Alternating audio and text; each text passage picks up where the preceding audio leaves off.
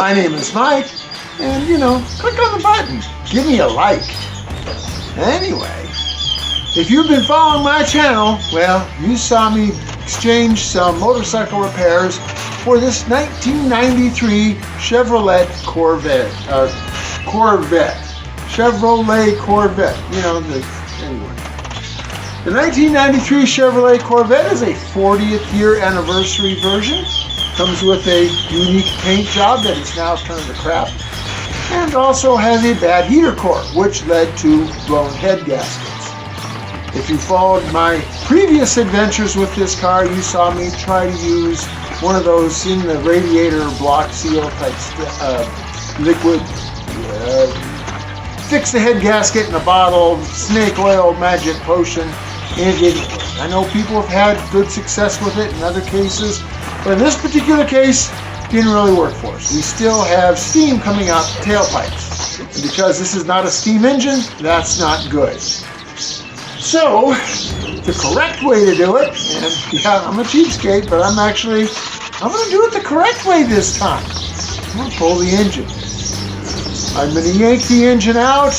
I'm going to go ahead and go through it. We're going to do the head gaskets and see what else it needs. The car's got 167,000 miles on it, so it's probably due for some other stuff. And while we got it apart, I might accidentally sneak a high-performance cam in it, or different valves, or, we'll give it a little more oomph. Anyway, if you want to see if I can pull this off without breaking the bank, stick around.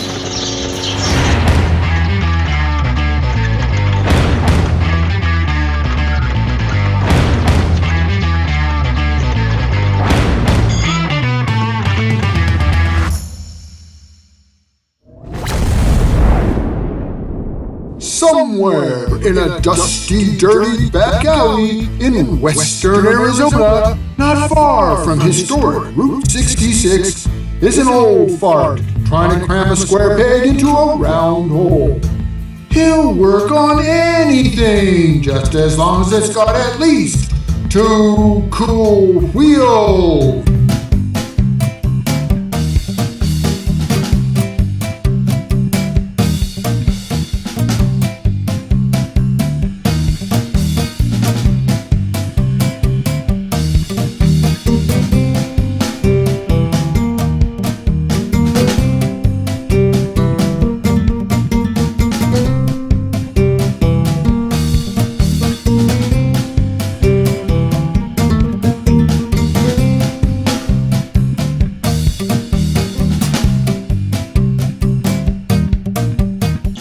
Well, it's amazing how much difference getting that exhaust out of the way is.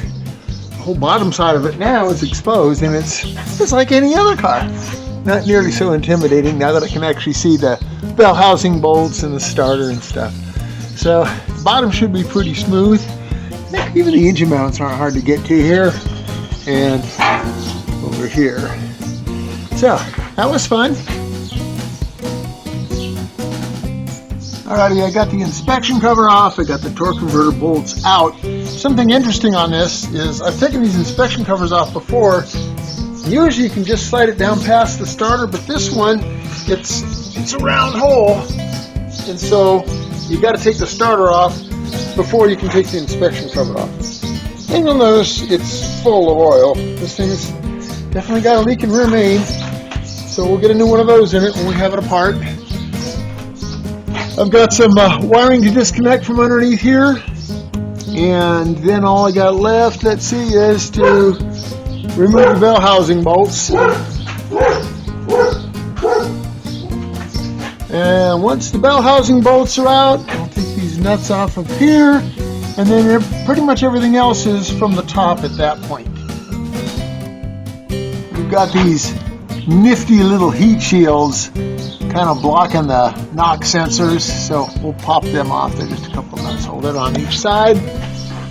This is what I can get to without taking the little shield off, but those shields are going to have to come off eventually anyway, so if I take them off now, it's one less thing to get in the way.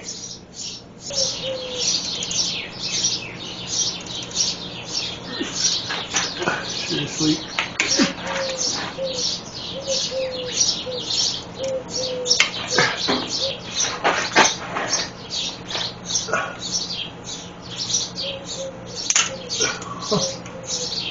great. It's just shattered. So brittle.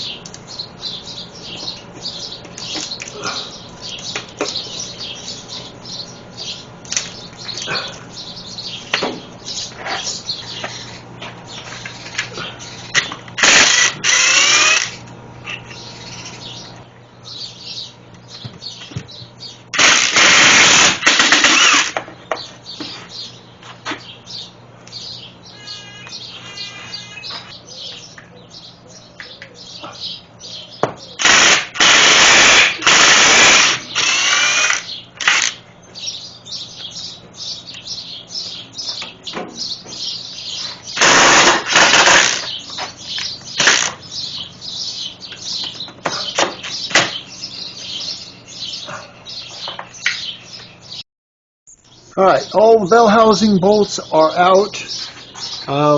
Turns out the mounts, we got a bolt, a nut right here on both sides. So the engine should be completely separated from the frame and from the transmission. In fact, you can see a little gap there. So kind of my concern is, though, once I pull the engine out, what's going to keep the tranny from just falling down? It doesn't have a cross member like a conventional car because it's tied to the rear axle with this beam here. And I don't know if that's going to overstress the rear end. That tranny weighs quite a bit. So I got to come up with some way to put some, ratchet straps across here. Problem is, there's nothing to anchor the ratchet straps to. I can't just, hook them on one of these brake lines. Those wouldn't hold up. So, got to figure something out.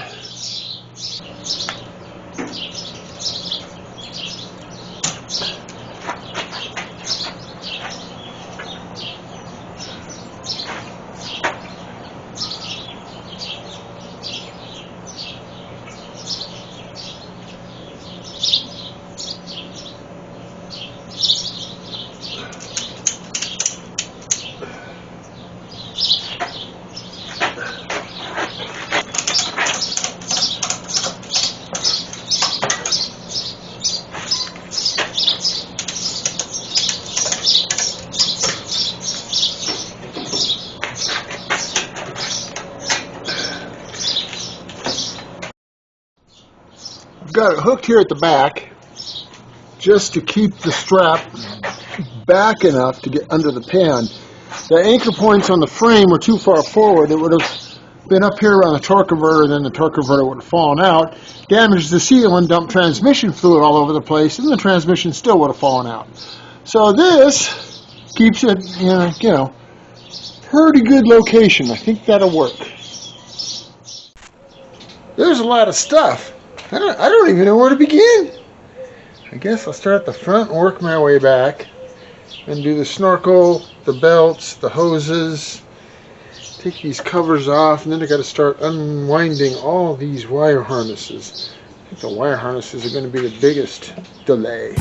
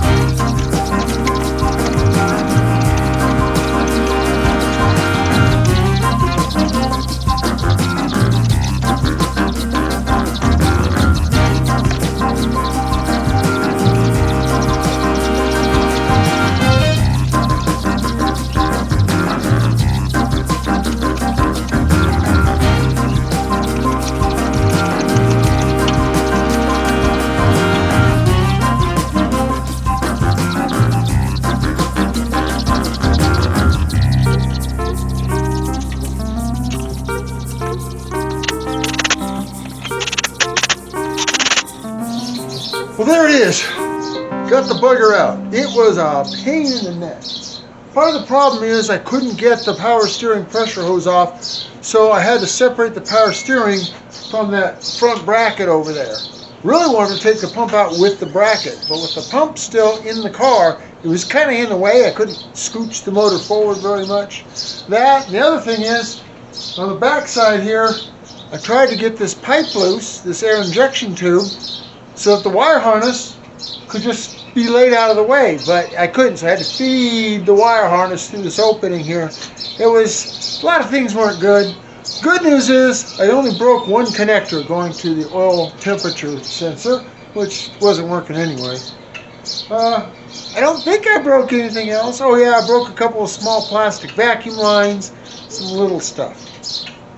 So I did get it out. In the end, it brings to mind one thing and one thing only. I'll never get it back in. Oh my, how am I getting? I have no idea how I'm going to get anything to line up. Well, we'll cross that bridge when we come to it. First, we got to tear this thing apart.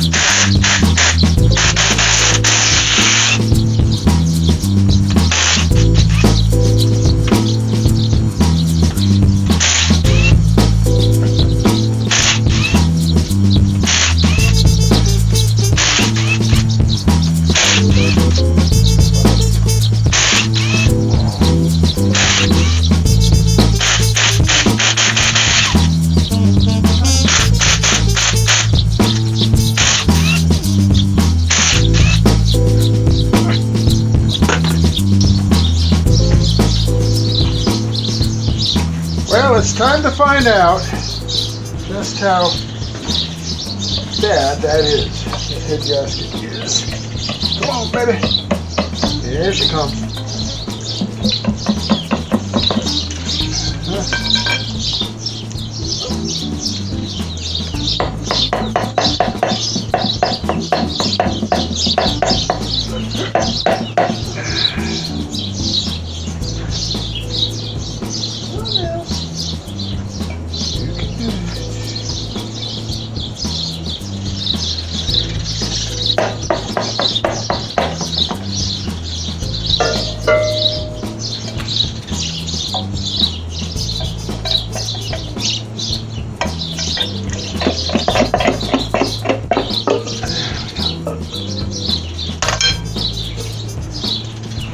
Well, there we go, team.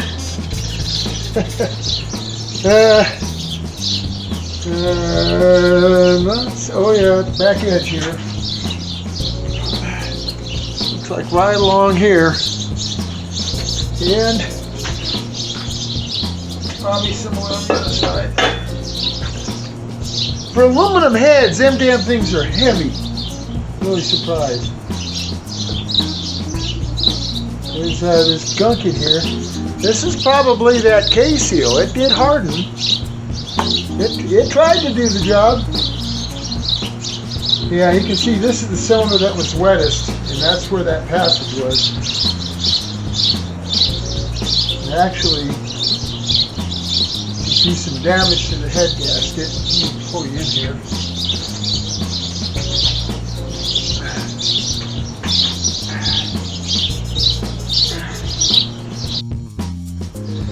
If you look right here, you can see the metal has separated. It's pulled away from the metal elsewhere. That's not right. So that's where our problem is. That's where our failure took place. There's the coolant passage right there. There's another coolant passage here. So we'll see the same thing on the other side. Cylinders look pretty darn good. There's not hardly any ridge.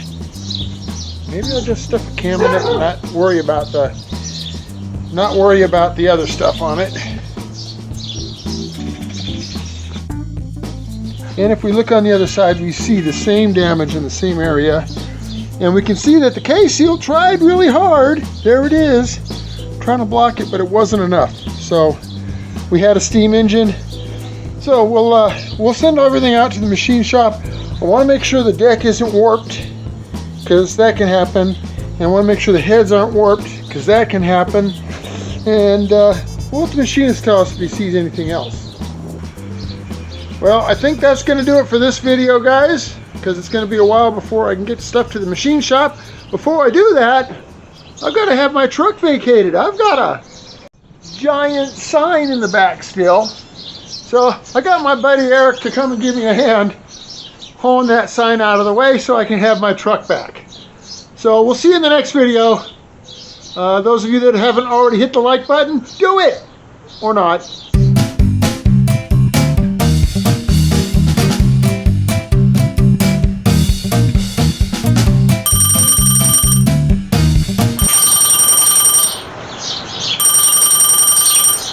Hello?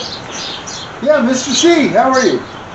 Yeah, I'm getting ready to load this engine up we talked about. Yeah, the Corvette engine. What? A month? Seriously?